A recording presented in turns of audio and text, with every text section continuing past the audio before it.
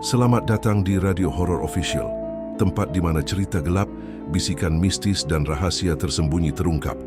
Di sini, kami membawa kamu masuk ke dalam dunia penuh misteri yang tak terjamah.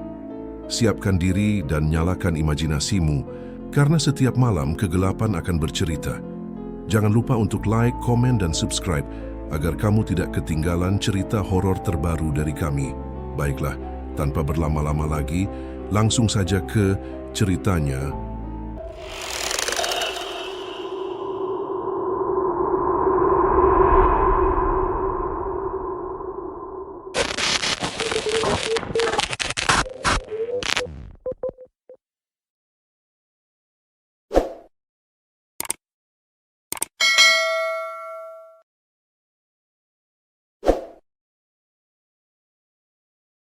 Suara roda bus malam menderu pelan saat memasuki jalan berbatu menuju desa Wonotirto, sebuah desa di lereng timur Gunung Wilis, Jawa Timur.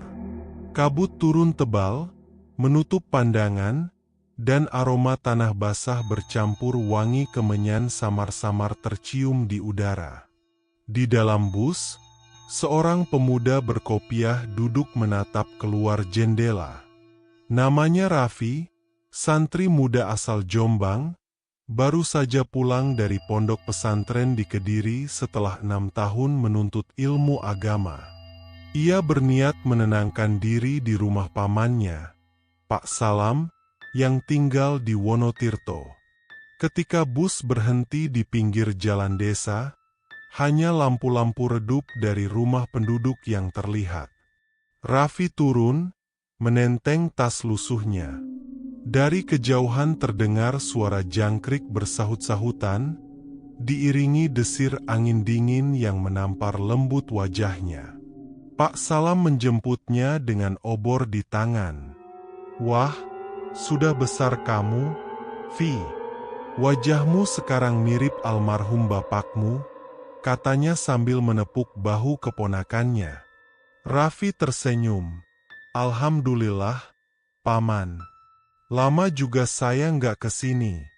Tapi, suasananya kok beda, ya?" Pak Salam menatap sekitar, lalu berbisik. "Desa ini sekarang agak aneh, Vi. Banyak kejadian yang nggak bisa dijelaskan. Tapi nanti saja, kamu istirahat dulu." Malam itu, di rumah kayu sederhana, Raffi berbaring di kamar depan. Tapi rasa kantuknya tak datang. Angin meniup jendela, membuat tirai menari pelan. Di kejauhan, sayup-sayup terdengar suara gamelan yang seolah datang dari arah bukit. Ia keluar kamar, mencoba mencari sumber suara itu, tapi begitu melewati halaman, semuanya mendadak hening. Hanya seekor burung gagak di atas genteng menatapnya lama, sebelum terbang sambil berteriak parau. Keesokan paginya, Raffi menemani pamannya ke surau untuk subuhan. Di jalan, mereka melewati sebuah rumah megah berdinding bata merah dan pagar besi tinggi.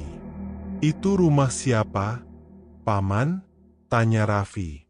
Pak Salam menatap ke arah rumah itu, wajahnya mendadak tegang. "Itu rumah Haji Darto, orang paling kaya di sini. Baru 2 tahun pulang dari haji, langsung bangun rumah segede istana. Tapi banyak yang bilang kekayaannya nggak wajar." "Tidak wajar gimana?" "Katanya, tiap malam Jumat Kliwon, rumahnya mengeluarkan asap hitam. Dan beberapa orang desa hilang begitu saja." Pak Salam menelan ludah, menatap Raffi serius. "Sudah, jangan banyak tanya. Di desa ini, nama Haji Darto nggak pantas disebut sembarangan." Siangnya, saat membantu bersih-bersih surau, Raffi bertemu dengan seorang lelaki parubaya bernama Pak Karno, penjaga kebun dekat rumah Haji Darto. Dengan nada rendah, ia berbisik, "Santri muda, Kalau malam dengar suara orang nangis, jangan keluar rumah. Kadang ada yang lewat bawa obor dari arah rumah Haji Darto. Tapi kalau kamu panggil, yang menoleh bukan manusia. Raffi hanya diam. Tapi hatinya mulai gelisah. Dalam hati ia berkata lirih, ada sesuatu yang tidak beres di desa ini, dan aku harus tahu apa itu. Malam itu, sebelum tidur, ia menatap keluar jendela. Di kejauhan, di arah rumah megah itu, terlihat asap hitam menjulang ke langit, berputar perlahan seperti tarian iblis yang baru bangun dari tidur panjangnya. 3 hari setelah kedatangannya, Raffi mulai ikut membantu kegiatan keagamaan di desa. Suatu sore, ia diajak oleh pamannya menghadiri pengajian kecil di rumah Haji Darto, seorang tokoh yang katanya sangat dermawan dan sering menyumbang untuk pembangunan masjid. Rumah Haji Darto berdiri mencolok di antara rumah-rumah kayu penduduk. Dindingnya bata merah mengilap, berpagar besi tinggi dengan ujung lancip seperti tombak. Di teras depan, aroma dupa menguar samar bercampur bau bunga kantil kering. Saat melangkah masuk, Raffi merasa suasana rumah itu berat dan lembab, seolah udara di dalamnya menolak cahaya. Selamat datang, anak muda, suara berat menyapa. Raffi menunduk sopan. Assalamualaikum, Haji. Haji Darto tersenyum, tapi senyumnya terasa ganjil, terlalu lebar, terlalu dipaksakan. Matanya menatap tajam, dan sejenak Raffi merasa ada bayangan hitam bergerak di bola matanya. Di ruang tamu, Raffi memperhatikan lukisan besar yang tergantung di dinding. Lukisan seorang perempuan Jawa bermahkota emas, memakai kebaya merah darah, dengan sepasang mata merah menyala seperti bara api. Tatapannya mengikuti kemanapun Raffi melangkah. Cantik, ya? Tanya Haji Darto sambil tersenyum samar.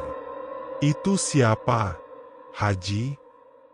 Dia yang memberiku rezeki. Nada suaranya membuat bulu kuduk Raffi meremang.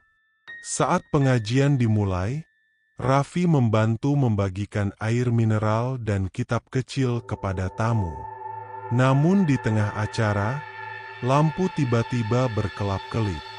Suara ustaz yang sedang membaca doa mendadak hilang berganti dengungan rendah seperti bisikan. Beberapa jamaah menoleh gelisah.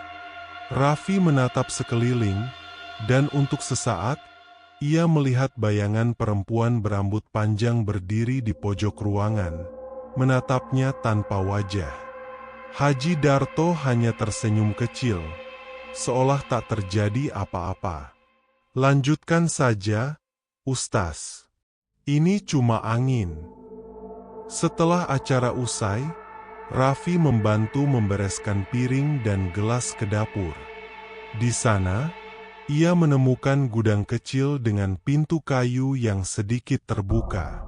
Dari dalamnya terdengar isak tangis pelan, seperti suara anak kecil yang ketakutan. Halo? Ada orang di sana. Raffi mendekat. Tangisan itu berhenti mendadak. Hanya keheningan. Tapi hawa di sekitar pintu itu berubah dingin, menusuk tulang. Ia beranikan diri mendorong pintu lebih lebar, tapi Haji Darto muncul di belakangnya, menepuk bahu. Jangan dibuka, Nak Raffi. Itu tempat penyimpanan barang lama. Banyak tikusnya. Nada suaranya rendah tapi keras, seolah menahan sesuatu agar tak keluar. Raffi mengangguk, namun dalam hati ia tahu, itu bukan suara tikus. Malamnya, Raffi sulit tidur. Di luar jendela, angin berdesir pelan, membawa suara samar-samar dari arah rumah Haji Darto. Tangisan itu terdengar lagi. Kali ini lebih jelas. "Tolong, jangan, aku takut." Raffi menutup telinganya, beristighfar lirih. Tapi di ujung matanya, ia melihat bayangan perempuan dari lukisan tadi, berdiri di luar jendela, menatapnya dengan mata merah menyala. Angin berhenti. Semua menjadi sunyi. Dan di kejauhan, terdengar suara tawa laki-laki tua, diikuti gemerincing rantai dari arah rumah Haji Darto. Pagi itu desa Wonotirto diguncang kabar mengerikan. Seorang pemuda bernama Arif, anak petani yang dikenal rajin dan sopan, menghilang tanpa jejak sejak malam sebelumnya. Raffi mendengar berita itu ketika sedang membantu membersihkan halaman surau. "Arif nggak pulang semalaman," kata Pak Karno, penjaga kebun. "Cuma sarung dan pecinya aja yang ketemu di pinggir sungai belakang rumah Haji Darto." Nada suaranya bergetar. Yang aneh, air sungainya bau amis kayak darah. Dan di tepiannya ada jejak kaki manusia, tapi cuma satu arah. Masuk ke sungai, nggak ada jejak keluar. Raffi diam, dada terasa berat. Ingatannya langsung kembali ke suara tangisan di gudang rumah Haji Darto malam itu. "Jangan, aku takut." Suara itu terngiang jelas di telinganya. Menjelang siang, warga beramai-ramai menyusuri tepi sungai. Airnya keruh, berwarna kehitaman. Di bawah pohon beringin, mereka menemukan bekas dupa dan bunga kantil kering, masih tersusun rapi di atas batu datar. Ada tulisan Jawa kuno di sana, berwarna merah seperti darah yang baru mengering. "Barang ini dari mana?" tanya Raffi. Pak Karno menggeleng cepat. "Jangan dipegang, nak. Barang begitu bukan buat manusia biasa." Dari arah belakang, seorang nenek tua yang dikenal sebagai Mbah Jirah, dukun pijat tua desa itu, mendekat dengan langkah gemetar. Wajahnya pucat, matanya menatap kosong ke arah sungai. Dengan suara lirih ia berbisik, "Pesugihan itu sudah minta tumbal baru. Tapi kali ini, tumbalnya salah." Semua warga menatapnya ngeri. Malam harinya, Raffi duduk di beranda rumah bersama pamannya. Angin malam meniup daun pisang di halaman, menciptakan suara gesekan lirih seperti bisikan.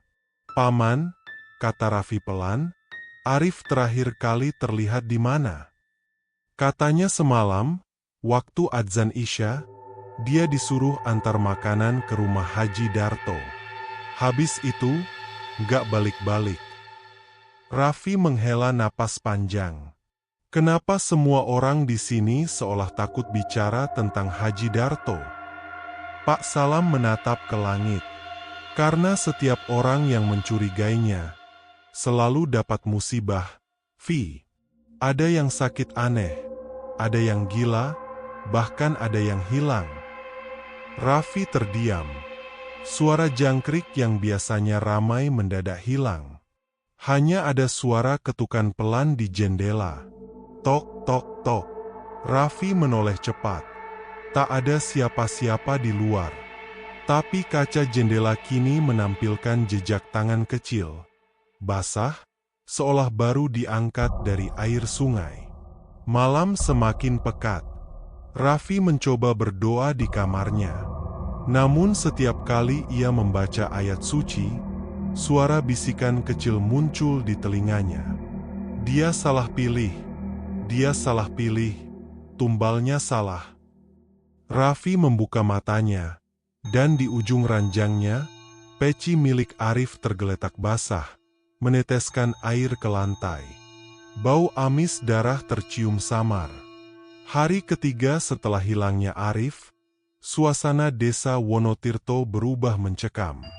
Warga mulai menutup pintu sebelum maghrib, anak-anak dilarang keluar malam, dan dari arah rumah Haji Darto, asap hitam masih sering terlihat naik ke langit, hanya di malam Jumat.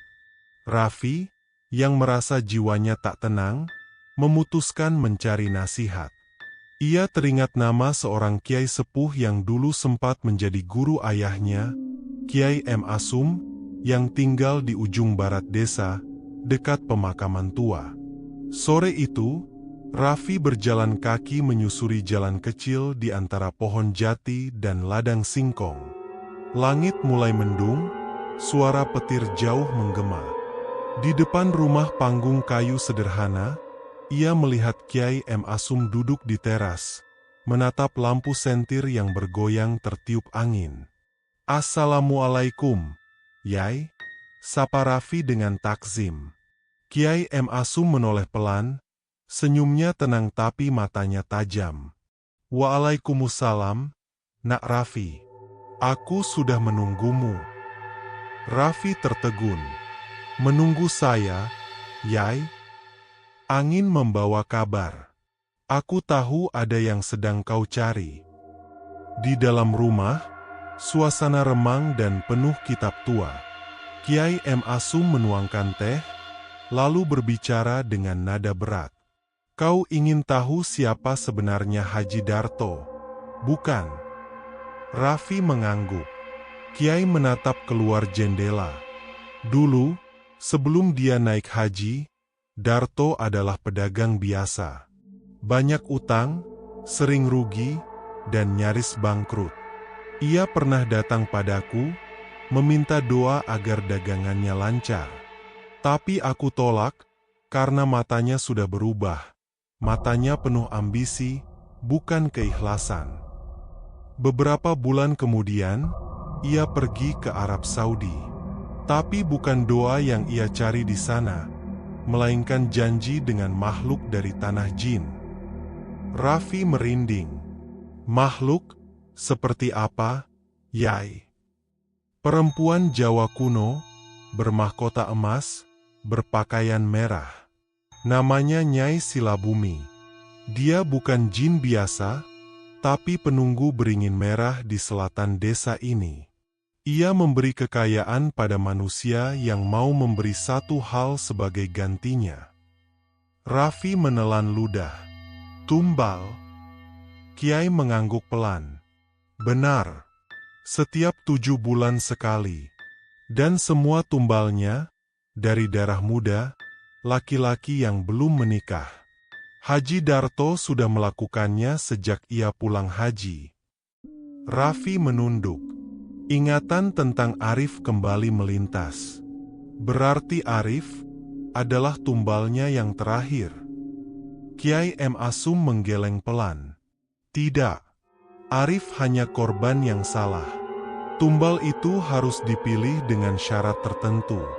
Tapi kali ini, ia salah pilih darah. Dan itu membuat Nyai Silabumi murka." "Murka?" "Ya, karena Arif ternyata masih memiliki nasab santri, keturunan ulama dari utara Jawa. Itu membuat ritualnya cacat, dan pesugihan mulai berbalik arah.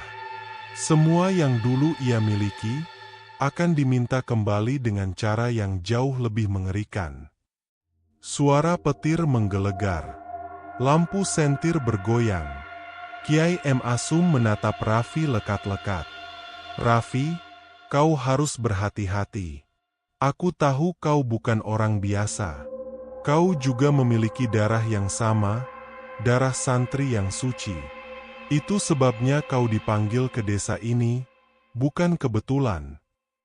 Raffi terdiam, merasakan sesuatu yang dingin merambat dari punggung ke lehernya. Kiai menambahkan, dengan nada berat, "Jika kau ingin menolong jiwa-jiwa yang sudah jadi korban, kau harus siap menghadapi makhluk penjaga perjanjian itu sendiri. Tapi ingat, setiap doa ada taruhannya, dan setiap ayat bisa menyinggung yang tak terlihat." Saat Raffi pamit, angin berhembus kuat, dan dari arah pemakaman terdengar suara perempuan tertawa lirih, pelan tapi jelas. Kiai M. Asum menatap keluar, matanya tajam menembus kegelapan. "Dia sudah tahu kau datang padaku," katanya lirih.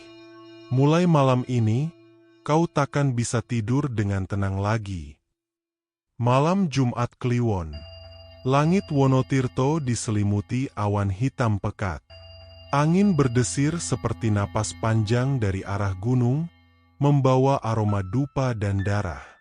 Raffi duduk di beranda rumah pamannya, membaca ayat suci pelan-pelan. Tapi setiap kali ia sampai pada kalimat, "Wala tazlimun wala tuzlamun," angin berhembus kencang dan lampu minyak bergoyang. Dari kejauhan, ia melihat sesuatu. Asap hitam membumbung dari arah rumah Haji Darto, berputar seperti pusaran. Lalu terdengar suara gong besar, dung, diikuti lolongan aneh, bukan manusia, bukan hewan. Hatinya gelisah. Ia tahu malam ini sesuatu sedang dilakukan. Ritual pesugihan. Di rumah besar Haji Darto, segala persiapan sudah dilakukan. Di bawah pohon beringin tua di belakang rumahnya, piring-piring sesajen tersusun. Kepala kambing hitam, bunga kantil, uang logam kuno, dan kendi berisi darah ayam. Haji Darto mengenakan kain putih, duduk bersila, di depannya lukisan perempuan berkebaya merah yang kini tampak hidup. Matanya menyala merah, bibirnya perlahan tersenyum. "Nyai Silabumi," ucapnya dengan suara bergetar. "Aku sudah siapkan tumbal, seperti janjiku."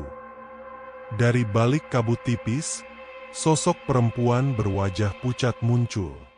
Rambutnya panjang sampai tanah, kulitnya berkilau seperti lilin, dan di punggungnya menjuntai ular hitam yang bergerak pelan. Suaranya bergema rendah, seperti dari dua arah sekaligus. "Tumbalmu salah, Darto." Haji Darto menggigil. "Tapi aku sudah korbankan anak muda itu. Nyai sendiri yang minta darah muda." Nyai Silabumi menatapnya tajam. "Anak itu suci, darahnya santri, darah keturunan ulama. Aku tak bisa menelannya. Sekarang perjanjiannya rusak, dan kau harus bayar ganti." Tiba-tiba tanah di bawah Haji Darto bergetar. Dari celah bumi muncul tangan-tangan hitam mencengkeram kakinya. Ia berteriak panik, namun suara tawa Nyai Silabumi membahana, membuat udara bergetar. "Nyai, ampun, aku akan cari tumbal lain. Aku janji." Sudah terlambat. Sosok itu melayang mendekat, wajahnya berubah mengerikan. Matanya mengeluarkan api, mulutnya robek lebar hingga telinga. "Sekarang, darahmu sendiri yang jadi persembahan." Di saat bersamaan, Raffi yang sedang membaca doa tiba-tiba merasakan hawa panas di sekeliling rumah. Dinding bergetar, jendela terbuka sendiri, dan di langit muncul kilatan merah menyerupai wajah perempuan. Dari bawah tanah terdengar suara raungan Haji Darto, seolah memanggil minta tolong. Pak Salam yang ketakutan berlari keluar. "Raffi, lihat itu." Mereka melihat api kecil di arah kebun belakang rumah Haji Darto. Tapi api itu menyala dari dalam tanah, bukan dari permukaan. Malam itu, desa Wonotirto tak bisa tidur. Hewan ternak meraung, ayam berkokok tak beraturan, dan angin membawa bau busuk yang menusuk hidung.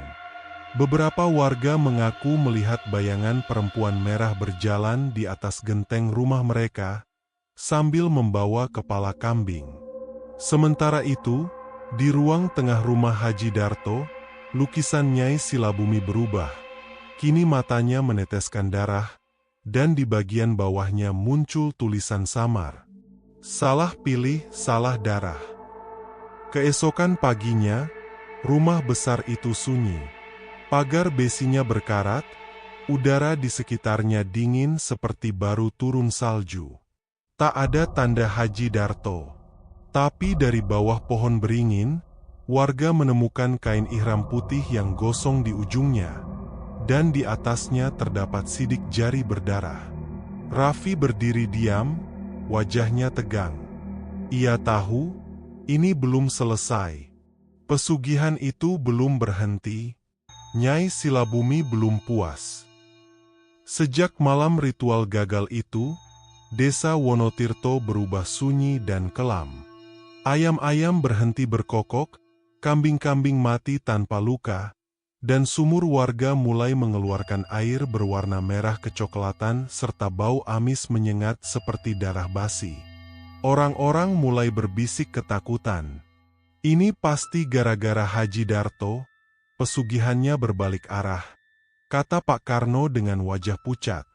Tapi tak ada yang berani menyebut nama itu keras-keras. Bahkan anak-anak kecil pun dilarang bermain di sekitar rumah megah yang kini gelap total, dengan jendela tertutup papan. Malam pertama teror dimulai, Raffi sedang mengaji di surau. Tiba-tiba ia mendengar suara adzan palsu dari kejauhan. Suaranya indah, tapi aneh, panjang dan berat, seolah dikumandangkan dari perut bumi. Allahu Akbar. Allahu. Namun ketika Raffi melihat jam, waktu menunjukkan pukul 12:30 malam. Ia keluar surau, menatap arah bukit, dan melihat cahaya merah memancar dari belakang rumah Haji Darto. Pagi harinya, seorang warga ditemukan pingsan di ladang. Tubuhnya kaku, matanya terbuka lebar, dan dari mulutnya keluar tanah basah bercampur darah.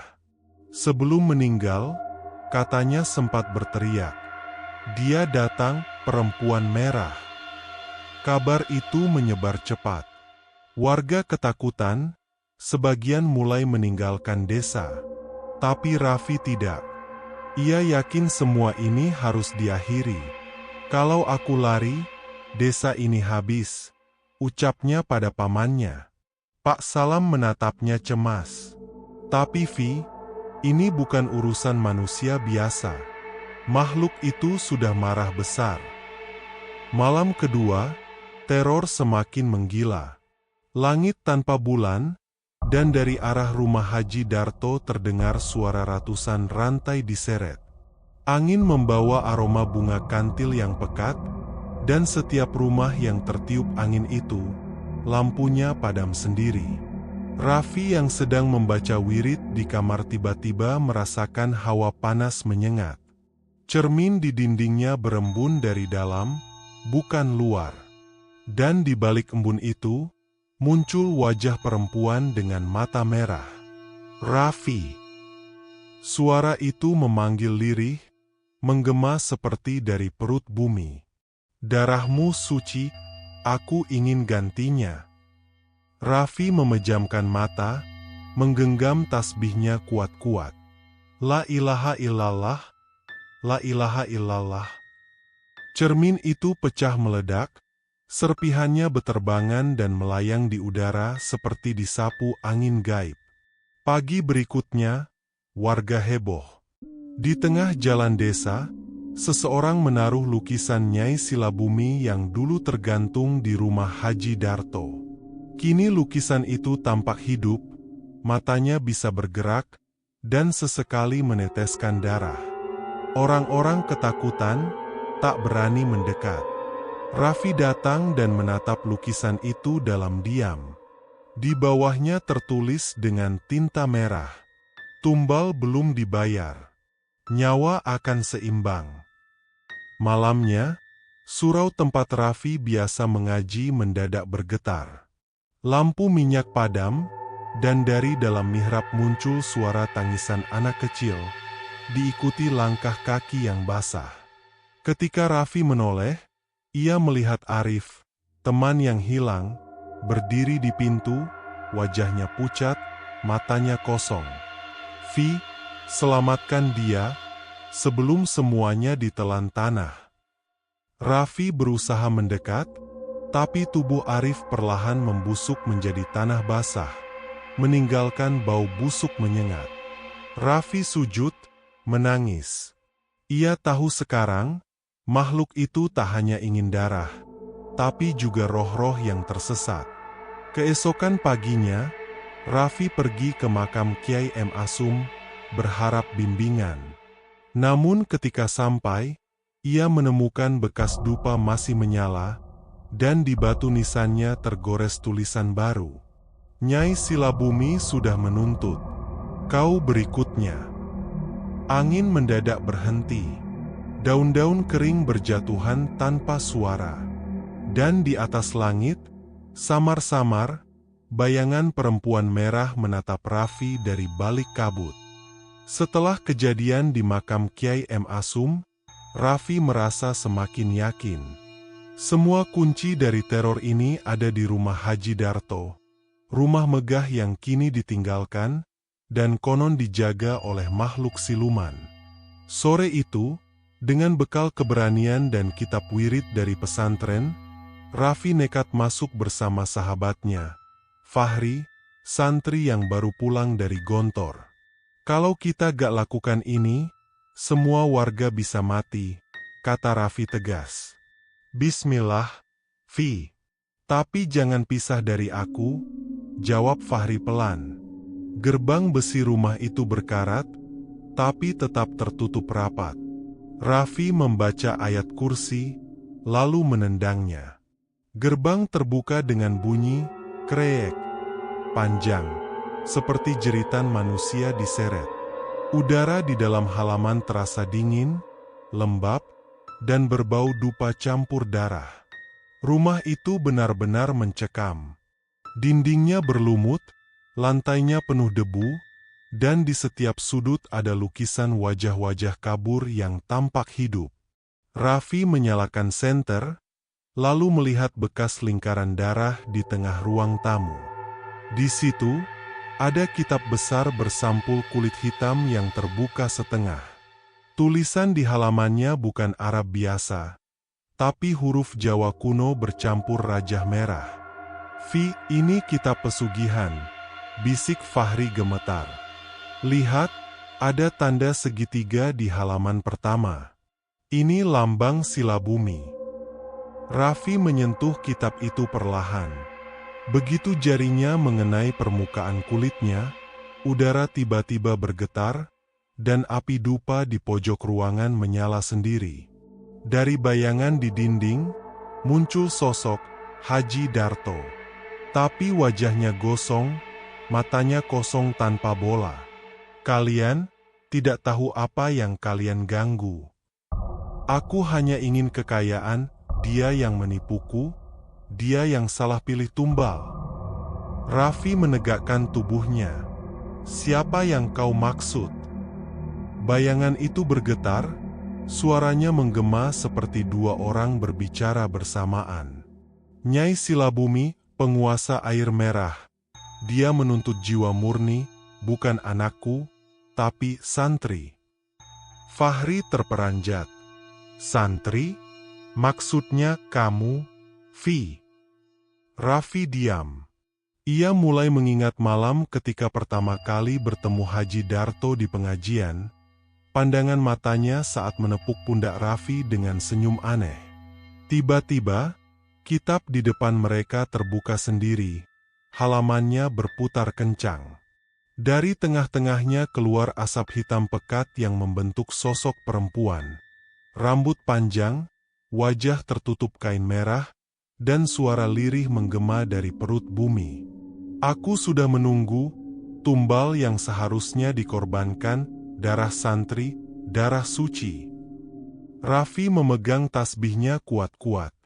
Aku tidak akan jadi tumbalmu. Ia membaca ayat-ayat ruqyah dengan lantang. Ruangan berguncang, kaca jendela pecah satu persatu. Tapi makhluk itu malah tertawa panjang.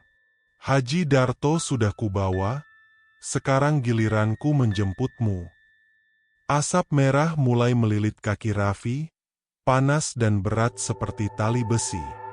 Fahri mencoba menariknya, tapi tubuh Raffi terseret perlahan ke dalam lingkaran darah di lantai. Dalam kepanikan, Raffi melihat secari kertas kecil keluar dari bawah kitab hitam itu. Tulisan tangan Haji Darto sendiri. Jika Nyai menuntut tumbal murni, hanya darah yang tidak terikat dunia yang bisa menebusnya. Ia ada di pesantren, bukan di keluargaku. Raffi tersentak, berarti benar, ialah yang disiapkan jadi tumbal sesungguhnya. Tapi sebelum semuanya terlambat, Raffi menjerit sekuat tenaga membaca ayat terakhir dari surat As-Saffat.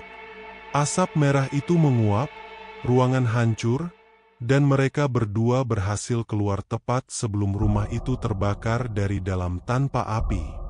Dari luar, terlihat jelas, lukisan Nyai Silabumi meleleh di dinding, menangis darah. Namun malamnya, di pesantren, Raffi mendengar suara lirih di dekat telinganya saat ia hendak tidur. Kau belum bebas, Raffi, darahmu masih milikku.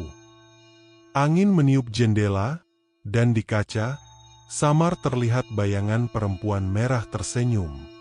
3 malam setelah rumah Haji Darto terbakar, desa Wonotirto belum juga tenang. Api memang padam, tapi hawa panas dan aroma kemenyan tetap menggantung di udara. Setiap malam, warga mendengar suara perempuan tertawa pelan di sawah, disusul bau darah dan munculnya jejak kaki tanpa tubuh menuju kuburan tua di utara desa. Raffi tidak bisa tidur. Suara itu kini mengikuti kemanapun ia pergi, lirih tapi jelas. Kau milikku, darahmu harus menutup perjanjian. Pagi itu, Raffi menemui Mbah Kasan, kiai sepuh yang dikenal paham ilmu gaib. Rumah Mbah Kasan terletak di lereng bukit, dikelilingi pohon beringin besar yang berakar seperti ular. Mbah Kasan menatap wajah Raffi lama sekali sebelum bicara. Kamu sudah dibidik sejak awal, Le. Haji Darto salah pilih tumbal. Yang dia kirim malah anaknya sendiri. Nyai Silabumi murka. Sekarang roh pesugihan itu mencari darah yang seharusnya dibayar, darah santri.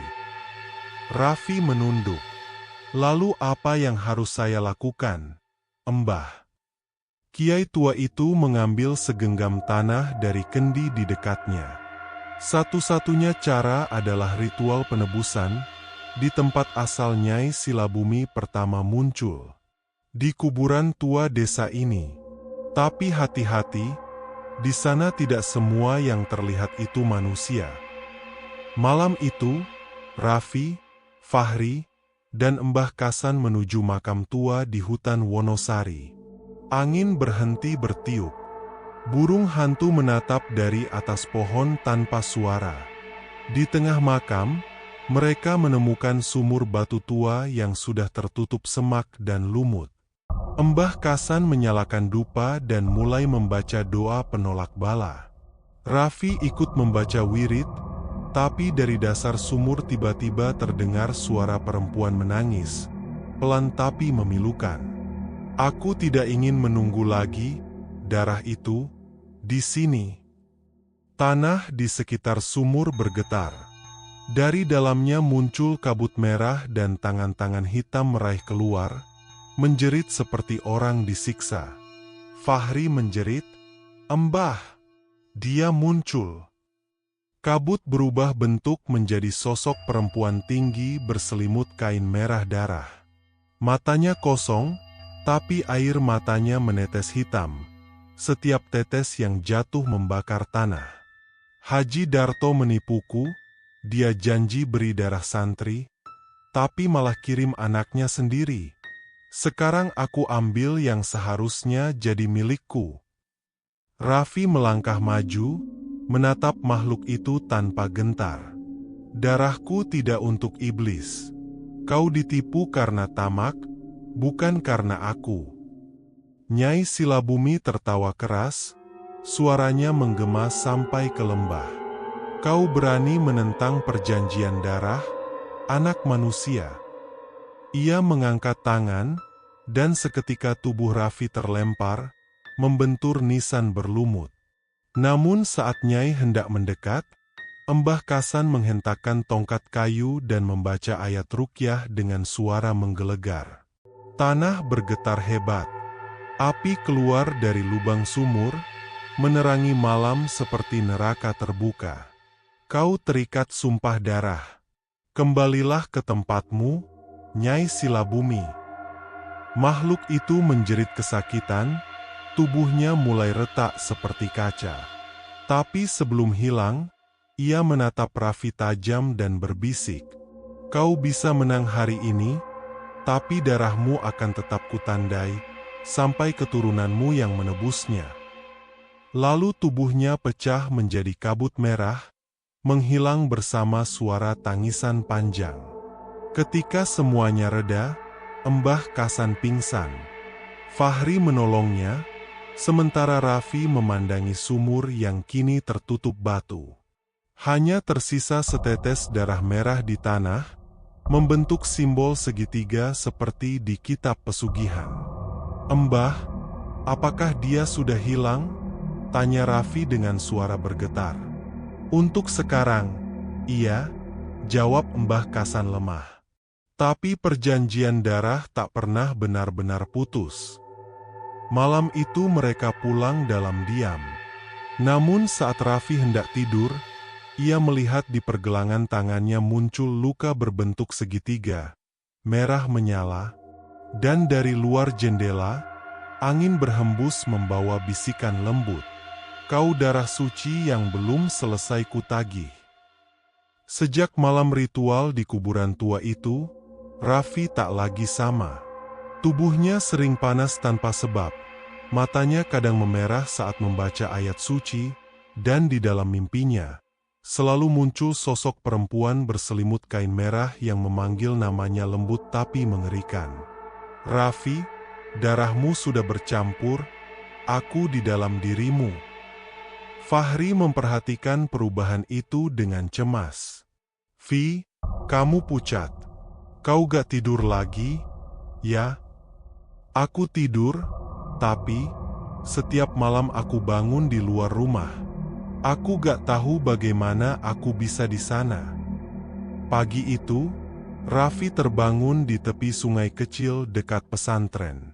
Tangannya berlumur tanah, dan di bajunya ada bercak darah yang belum kering. Ia teringat samar-samar dalam mimpi semalam, dirinya berdiri di tepi sumur tua, menatap air merah yang berputar dan meneteskan darah dari ujung jarinya sendiri. Kiai Maruf, pengasuh pesantren, akhirnya memanggilnya.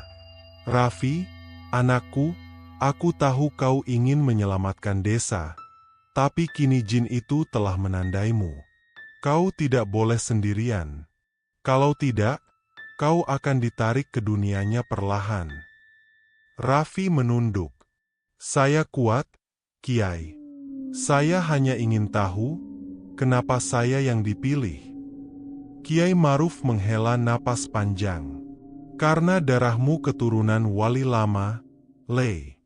Nyai Silabumi butuh darah suci untuk menyeimbangkan perjanjian. Itulah sebabnya Haji Darto mengincarmu sejak awal." Malam itu, Raffi berusaha berzikir lebih lama dari biasanya. Namun saat ia menatap cermin, wajahnya sendiri tampak berubah samar. Matanya merah, dan bayangannya tersenyum sendiri meski ia tidak.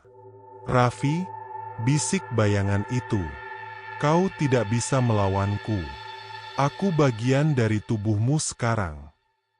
Cermin bergetar dan retak membentuk segitiga merah, seperti tanda di tangannya. Raffi terjatuh, tubuhnya kejang-kejang, lalu pingsan. Ketika sadar, ia sudah berada di pondok kecil di tengah sawah, dijaga oleh Fahri dan 2 santri lain. Mbah Kasan datang membawa kendi air doa dan segenggam garam. "Dia sudah dirasuk sebagian," kata Mbah Kasan pelan. "Nyai Silabumi tidak lagi di luar dirinya, tapi di dalam darahnya sendiri." Fahri panik. "Kalau begitu apa yang bisa kita lakukan?" Hanya satu cara, jawab Mbah Kasan. Ritual pemisahan darah. Tapi risikonya besar. Kalau gagal, Raffi bisa mati atau jadi wadah baru bagi Nyai. Malam pun tiba. Raffi duduk di tengah lingkaran garam, tubuhnya diikat dengan kain putih. Mbah Kasan membaca doa panjang, sementara Fahri menahan air mata di sampingnya. Saat doa mencapai ayat terakhir, tubuh Raffi mendadak menggigil hebat. Darah keluar dari telinganya, tapi darah itu tidak merah, berwarna hitam pekat dan beruap seperti asap. Dia keluar, teriak Fahri. Namun dari dalam darah itu muncul wajah Nyai Silabumi, setengah terbentuk, setengah kabut. Kau pikir bisa pisahkan aku dari darahnya? Dia sudah milikku. Darahnya darah penebus. Mbah Kasan memukul tanah dengan tongkatnya, membaca ayat kursi keras-keras. Suara Nyai berubah menjadi jeritan panjang.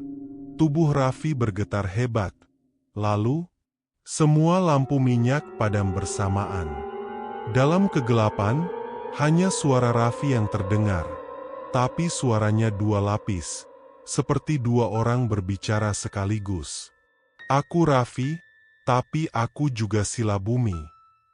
Pagi menjelang, Mbah Kasan dan Fahri menemukan Raffi masih hidup. Namun di matanya kini ada dua warna, satu hitam pekat, satu merah darah. Ia duduk tenang, menatap langit. Aku baik-baik saja, katanya pelan.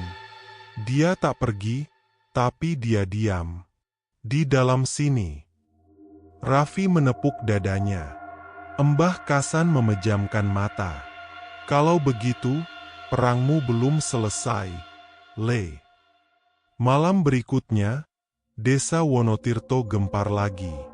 Warga menemukan patung batu menyerupai Haji Darto berdiri di depan bekas rumahnya, dan di dadanya terukir nama Raffi bin Sulaiman.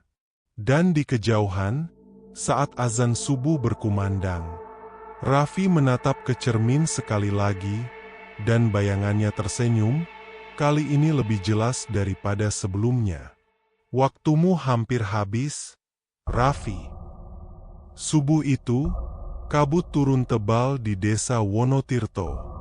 Suara ayam tak terdengar, azan dari surau terputus di tengah kalimat. Orang-orang mengurung diri di rumah, karena malam sebelumnya bayangan perempuan merah berjalan di jalan desa sambil berbisik lirih memanggil nama yang sama. Raffi. Raffi tahu waktunya sudah tiba. Ia duduk di depan surau, mengenakan jubah putih, memandangi langit yang diselimuti kabut merah pucat. Matanya, satu hitam, satu merah, memantulkan dua dunia. Dunia manusia dan dunia arwah. Fahri berdiri di sampingnya, wajahnya pucat. "Vi, kamu yakin mau lakukan ini? Kalau gagal, kamu bisa gak kembali. Kalau aku gak coba, desa ini gak akan tenang, Rie. Haji Darto sudah mati, tapi perjanjiannya masih berjalan. Dan akulah kuncinya." Mbah Kasan datang membawa peti kayu kecil berukir Rajah Jawa kuno. Di dalamnya, tersimpan kitab pesugihan milik Haji Darto yang mereka ambil dari puing rumah terbakar. Kitab ini harus ditutup dengan darah yang sama. Darah yang menjadi janji awal pesugihan itu, darah santri. Raffi menarik napas dalam. Ia tahu maksudnya.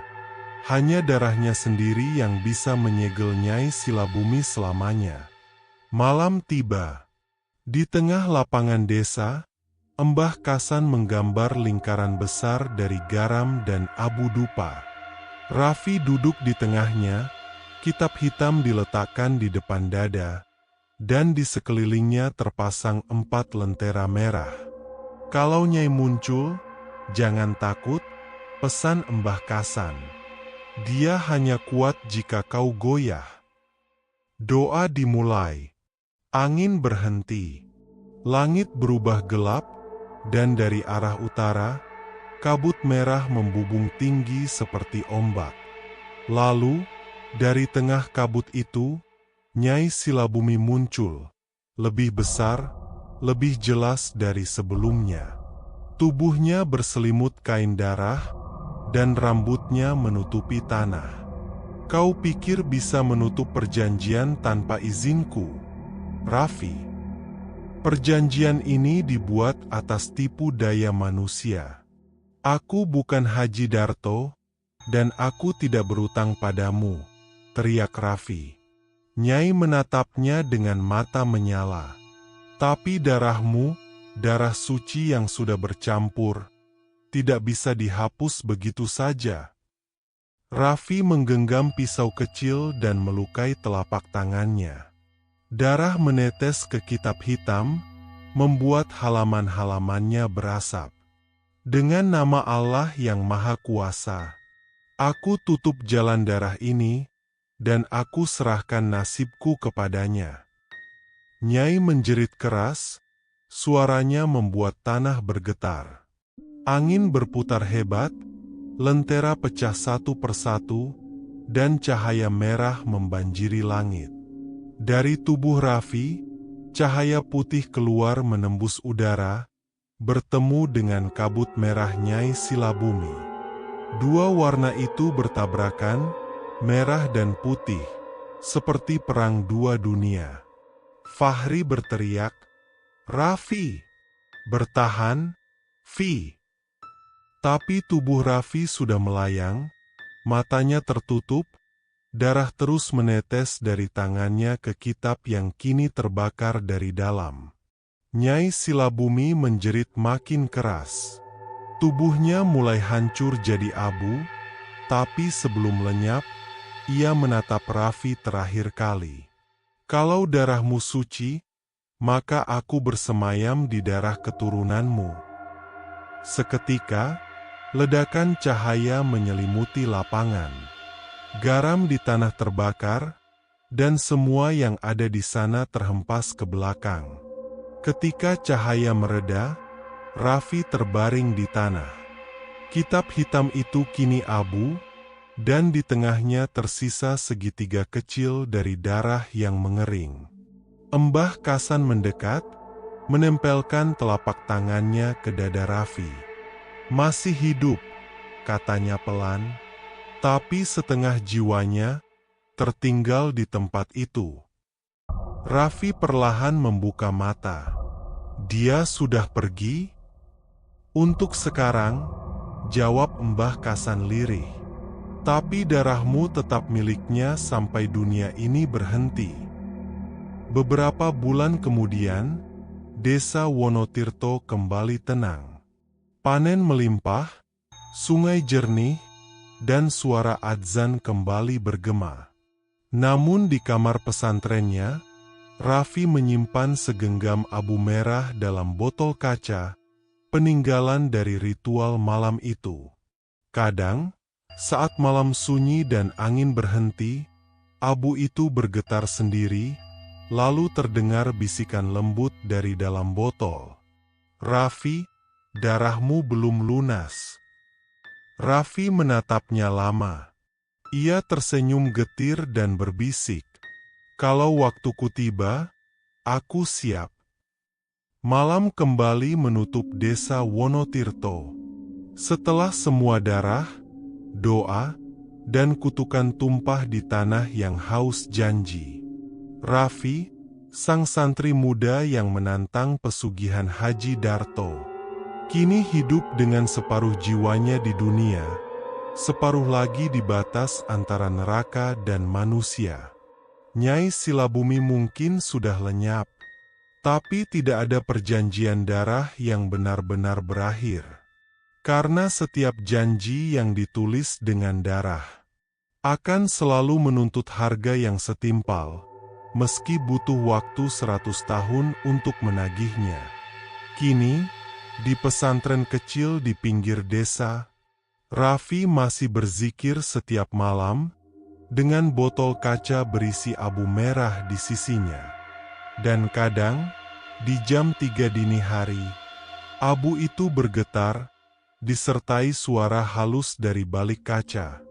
Darahmu belum lunas. Jangan pernah bermain dengan perjanjian yang dibuat atas dasar keserakahan. Karena iblis tak pernah minta uangmu, ia hanya menunggu saat tepat untuk mengambil jiwamu. Dari tanah Jawa Timur, inilah akhir kisah salah pilih tumbal, darah santri. Kami tutup malam ini dengan pesan sederhana. Yang halal belum tentu cepat, tapi yang cepat belum tentu selamat. Selamat malam, dan hati-hatilah bila kau mendengar suara adzan di tengah malam buta.